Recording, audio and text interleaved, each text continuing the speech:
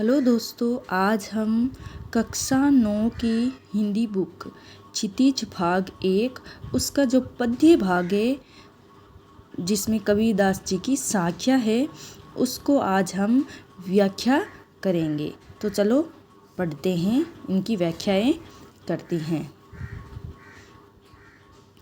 मान सरोवर सुभर जल हंसा केली कराही, मुक्ता फल मुक्ता चुगे अब उड़ी अनंत ने जाई। इसमें कबीरदास जी क्या कह रहे हैं, देखो।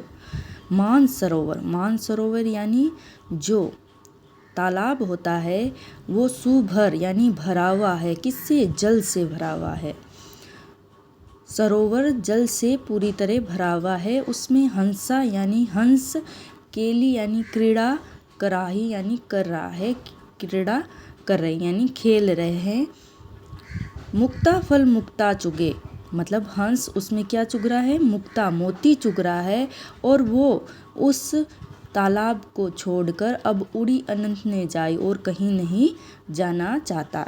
इसमें कबीरदास जी एक दूसरा अर्थ भी प्रकट करते हैं। कहते हैं इसमें दूसरा अर्थ क्या होता है, देखो। मान सरोवर को जीवन से तुलना किया कि मान सरोवर रूपी जीवन जो जल रूपी भक्ति से भरा हुआ है। और हंसा कौन है? आत्मा, जो हमारी शरीर की आत्मा है उसके बारे हंसा केली कराई। आत्मा उस मान सरोवर रूपी जल में यानी भक्ति रूपी जल से भीगा हुआ वो आत्मा उस मान सरोवर रूपी तालाब में क्या कर रहा है? क्रीड़ा कर रहा है।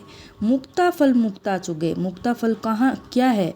आत्मा रूपी मुक्ता यानी मोती रूपी मुक्ति चुन रहा है। जिस प्रकार हंसा तालाब के किनारे क्या कर रहा है? हंस मोती चुग रहा है। उसी प्रकार वे आत्मा रूपी हंस मोती रूपी मुक्ति को चुन रहा है और वे उस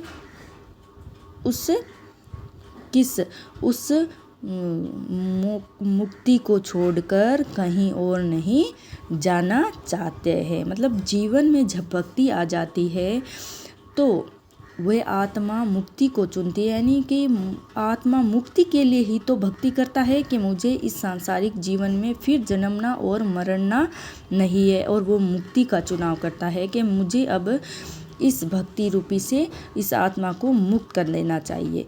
तो उस हंस को किस आत्मा की तुलना की है? और जल किससे भरा हुआ है? तालाब भक्ति से, जीवन भक्ति से भरा हुआ होता है। तो वह मोती रूपी मुक्ति को चुनता हुआ कहीं और उस तालाब से किनारे नहीं जाना चाहता। अगला देखो।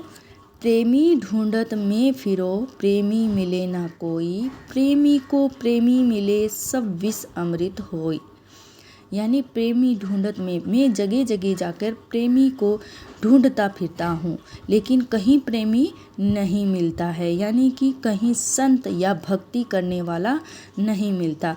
अगर प्रेमी को प्रेमी मिले, यदि संत को संत मिल जाए तो क्या होता है? सब विष अमृत हो जाए, सभी अच्छाइयाँ में बदल जाती। क्या? जो हमारे मन में, काया में या हमारे जीवन में या हमारे मन में जो बुरी विचार होते हैं वो अच्छाइयों में बदल जाता है। जब यानी कहने का मतलब ये है कि जो संत होता है दूसरे संत से जब मिलता है तो वे एक दूसरे को ज्ञान बांटते हुए ज्ञान को बढ़ा लेता है। और उनके मन में जो भावना होती है गलत, थोड़ी बहुत भी कम ज्ञान होता है, वो अच्छाई में बदल जाती है।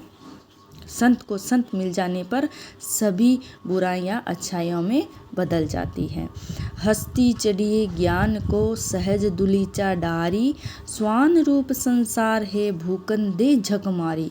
कवि इसमें क्या कह रहे हैं कि ज्ञान रूपी हाथी पर हमें चढ़ना चाहिए। यानी उस हाथी के पहले हम सीधा इसकी व्याख्या करेंगे, फिर उसका दूसरा जो मतलब निकलता है, दूसरा अर्थ निकलता है, उसके बारे में करेंगे। देखो, हस्ती चढ़ी ज्ञान की, यानी हाथी पर चढ़ते समय सहज दुलीचा, सरल सा दुलीचा उसके ऊपर दे देना चाहिए। क्यों?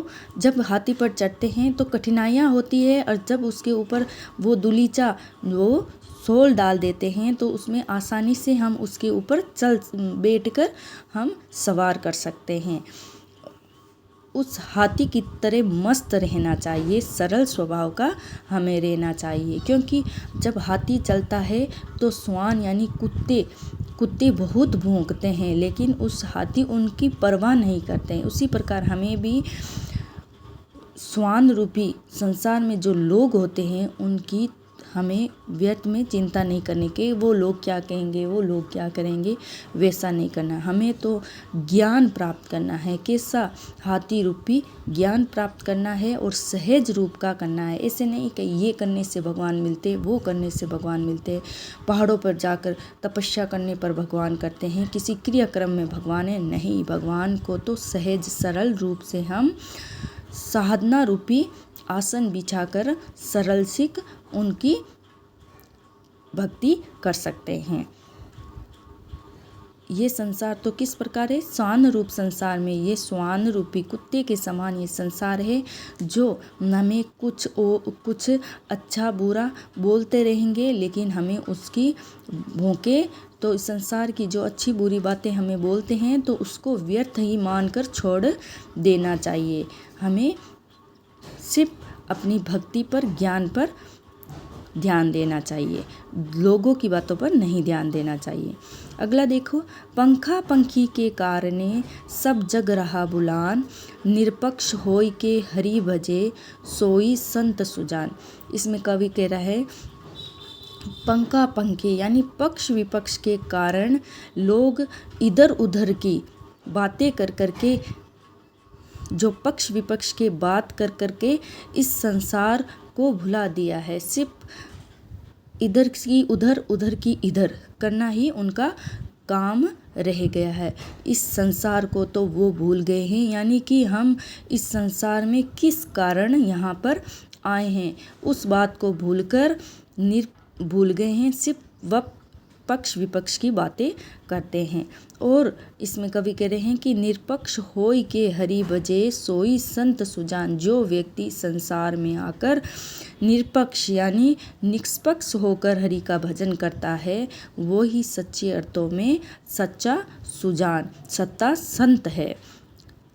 नहीं तो वो संत नहीं है जो वक्त पक्ष विपक्ष की बातें करते हैं। अगला देखो, हिंदू मुआ राम कही मुसलमान खुदाई, कह कबीर सो जीवता जो दूही के निकट न जाए। कबीरदास जी कहते हैं हिंदू राम कहता कहता मर चुका है, और मुसलमान खुदा कहता कहता वह मर चुका है, लेकिन वह उनको ये नहीं पता कि राम कौन है, रहीम कौन है। वो तो राम राम, वो हिंदू बोलते हैं राम मेरा है खुदा नहीं है, मुसलमान बोलता है राम मेरा नहीं है खुदा मेरा है। ये कहते कहते दोनों मर चुके हैं। और कबीरदास जी कहते हैं वो लोग जीवित है जो दोनों के निकट यानी दोनों के निकट ने जाकर दोनों को एक ही मानता है कि राम और खुदा एक ही है। वो ही व्यक्ति जीवित, सच्चे अर्थों में जीवित है, नहीं तो वह व्यक्ति मरे हुए के समान है। यानी वह राम रहीम, वह जो व्यक्ति अंतर करता है वो मरे हुए के समान है। काबा फिरी काशी भया राम ही भया रहीम, मोट चून मेदा भया बेठ कबीरा जीम। इसमें कबीरदास जी क्या कह रहे हैं? देखो, काबा फिरी, काबा गए, काशी भी गए, राम और रहीम में अंतर करता है। जो व्यक्ति काबा और काशी, काबा है मुसलमान का पवित्र स्थान और काशी हमारे हिंदू के पवित्र स्थान है। राम जो हिंदू बोलते हैं और रहीम बोलते हैं मुसलमान। तो कबीरदास जी कहते हैं जो काबा और काशी में फ़र्क करता है, राम और रहीम में फ़र्क करता है, सच्चे अर्थों में ये दोनों ही एक ही है। क्योंकि जिस प्रकार चक्की से जब मोटा आटा निकलता है तो उससे रोटी बनाई जाती है, और मीन पतला एकदम चिकना, जब उससे चक्की से आटा पीसते हैं, गेहूँ को पीसते हैं तो वो मैदा बन जाता है। यानी दोनों गेहूँ ही हैं। मोटा पीसने पर रोटी और मीन पीसने पर मैदा बनता है। उसी प्रकार इस संसार में हिंदू मुसलमान एक है, राम रहीम भी एक ही है, काबा काशी भी एक है। तो कबीरदास जी कहते हैं वे गेहूँ से बने हुए दोनों चीज़ भी हम खाने के लिए ही प्रयोग करते हैं। मतलब कि मोटा हो चाहे पतला हो, लेकिन दोनों को हम खाने के लिए ही तो प्रयोग करते हैं। और सच्चे अर्थों में ये दोनों क्या है, गेहूँ ही तो है। तो उसी प्रकार राम और रहीम एक है, उनमें फ़र्क नहीं करना चाहिए। ऊंचे कुल का जन्मिया जे करनी ऊंच न होय, सुबरन कलश सुराब है साधु निंदा सोय। कबीरदास जी इसमें कह रहे हैं कि ऊंचे कुल में जन्मिया, अगर कोई व्यक्ति ऊंचे कुल में जन्म लेता है तो जे करनी ऊंच नहीं होय, यदि उसकी करनी अच्छी नहीं है, वो कर्म अच्छा नहीं कर रहा है, चाहे वो ऊंचे कुल का हो, वे ऊंचे कुल का नहीं माना जाता है। क्योंकि कर्म के ही द्वारा लोग ऊंचे पद को प्राप्त करते हैं। जिस प्रकार सुबरन यानी सोने के कलश में सूरा यानी शराब भर दिया जाता है तो वो कोई अमृत नहीं बनता है, वो सूरा का सूरा ही रहता है। उसी प्रकार यदि हमारी कर्म अच्छे नहीं है तो वे ऊंचे कुल का भले ही हो, वे ऊंचे कुल का नहीं माना जाता है। साधु निंदा सोई, यानी साधु तो सोने के कलश में भरी सूरा की निंदा ही करेगा। अब हम शब्द यानी पद को पढ़ेंगे। इतनी देर कबीर की साख्या को, अब शब्द और पद। मोको कहाँ ढूंढे बंदे, मैं तो तेरे पास में, ना में देवल ना में मस्जिद ना काबे के लाश में, ना तो कोने क्रिया कर्म में, नहीं योग वैराग में, खोजी होय तो तुरते मिली हो पल भर की तलाश में। कह कबीर सुनो भई साधो सब श्वासों की श्वास में। इसमें कबीरदास जी कहते हैं कि भगवान बोल रहा है, मतलब वो बोल रहा है कि मुँह को कहाँ ढूंढे बंदे, अरे बंदे तू मुझे कहाँ कहाँ ढूंढता है। यानी कभी काशी जाता है, कभी काबा जाता है, कभी कहीं ढूंढता फिरता है। मैं तो तेरे पास में हूँ, मैं कहीं अन्यत्र नहीं हूँ। मैं ना देवल में, नहीं कोई देवालय मंदिर में हूँ, ना कोई मस्जिद में, ना काबे ना कैलाश में, मैं तो कहीं नहीं हूँ, मैं तेरे पास में हूँ। ना तो कोने क्रियाक्रम में, यानी कोई क्रियाक्रम में भी नहीं हूँ कि कोई क्रिया करके, यानी कोई योग वैराग या कोई पहाड़ों पर जाकर तपस्या करके मुझे पाया जाता है, नहीं। योग वैराग में भी नहीं हूँ, यानी घर को छोड़कर योग वैराग में धारण कर ले तो भगवान मिल जाए, ऐसा भी नहीं है। क्योंकि खोजी होय तो तुरते मिले, यानी मैं कहीं गुम हुआ हुआ, यानी दूसरी जगह हो तो कहीं मिल जाए। खोजी होय, अगर तू सच्चे मुझसे मन से मुझे खोजता है, सच्चे मन से तू मेरा नाम ही ले लेता है, तो मैं पल भर की तलाश में तुझे मिल जाता हूँ। मैं कहीं और थोड़ी ना हूँ, मैं तो तेरे पास में ही हूँ। कह कबीर सुनो भई साधो सब श्वासों की सांस में, यानी मैं तेरे शरीर के अंदर ही बैठा हूँ। ये आत्मा एक भगवान का ही तो रूप है, जो हमारे मन में है। वो जीव तो है जो कहीं और थोड़ी ना है। भगवान तो हमारे अंदर ही होते हैं, उसे कहीं नहीं ढूंढना, क्योंकि वो हमारे अंदर ही होते हैं। उसे तो हम पल भर की तलाश में पा सकते हैं। अगला देखो, संतो भाई आई ज्ञान की आंधी रे, भ्रम की टाटी सभी उड़ानी, माया रहन बांधी, हित चित की द्वे धुनी गिरायनी, मोहे बलिंडा टूटा, तृष्णा छानी परी घर उपरी, कुबहद्दी का भांडा फूटा। जोग जुक्ति करी संतो बांधी, निर्चु चुए न पानी, कूड कपट काया का निक्षा, हरि की गति जब जानी। आंधी पीछे जो जल बूंटा, प्रेम हरिजन भीना, कह कबीर भान के प्रगटे, उदित भया तम खीना। तो कबीरदास जी इसमें कहते हैं कि जब ज्ञान की आंधी आती है तो क्या क्या होता है, चलो देखते हैं। संतो भाई आई ज्ञान की आंधी। संत लोग कहते हैं कि जब ज्ञान की आंधी आती है तो अज्ञान चला जाता है। किस प्रकार, देखो। संतो भाई ज्ञान की आंधी आई, भ्रम की टाटी यानी एक झोंपड़ा बना हुआ है, उसमें बलिंडा यानी एक खंबा लगा हुआ है, छप्पर बना हुआ है, उसमें उसे कष्ट यानी रस्सी के द्वारा बांधा हुआ है। लेकिन इसमें इस छप्पर को, इस झोंपड़ी को किससे तुलना की है? हमारी जो शरीर में मोह माया जाल तृष्णा है उससे तुलना की है कि वो सब उस झोंपड़ी में बंधी हुई है। और जैसे ही ज्ञान की आंधी आती है तब भ्रम की टाटी, जो हमारे मन में भ्रम होता है उसकी छप्पर उड़ जाता है, और जो माया रूपी रस्सी है वो क्या होती है, टूट जाती है। जैसे ही माया रूपी रस्सी टूट जाती है, इस संसार की जो माया है उससे हम बंधे हुए हैं, वो रस्सी टूट जाती है तो क्या होता है, भ्रम की छप्पर उड़ जाती है।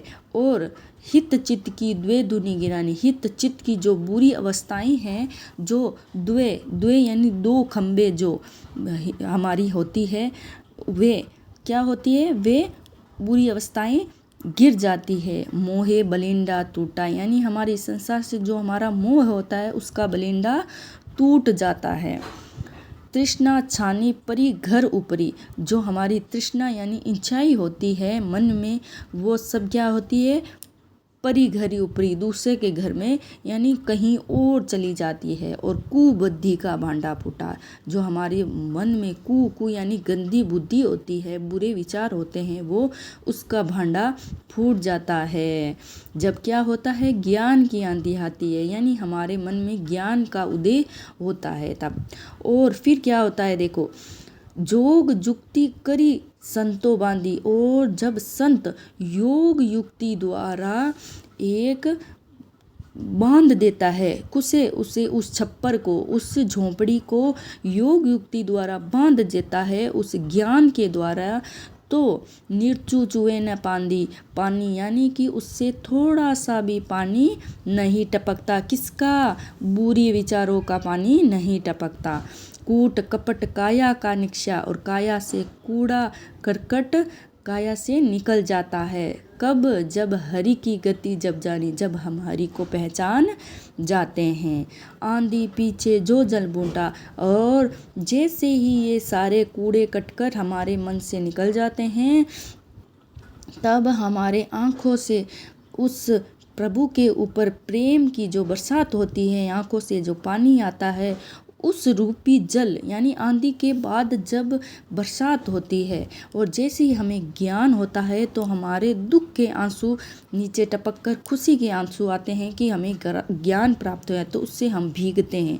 तो जैसे ही आंधी के बाद जल का बूंटा यानी जल बरसता है, तो प्रेम हरिजन बिना, हम हरिजन उस प्रेम में भीग जाते हैं, उस हरि के प्रेम में डूब जाते हैं। कह कबीर भान के प्रके, कवि कहते हैं भान यानी सूर्य के प्रकट होने पर, या उदित यानी उदय होने पर क्या होता है, भया तम यानी अंधेरा, खीना यानी नष्ट हो जाता है, यानी कि जब सूर्य के प्रकट होने पर अंधेरा चला जाता है, उसी प्रकार ज्ञान के आ जाने पर क्या होता है, अज्ञान मिट जाता है। तो इसी प्रकार ये कितनी सुंदर बात कबीरदास जी ने कही है, और ये बहुत ही इम्पोर्टेंट है व्याख्या। इसे परीक्षा में चाहे क्वेश्चन आए चाहे व्याख्या आए, कुछ आए, इससे ज़रूर ही आता है। आशा करती हूँ आप सभी को मैंने इसे एक्सप्लेन को अच्छी तरह समझाया है और आपको समझ भी आया है। Thank you.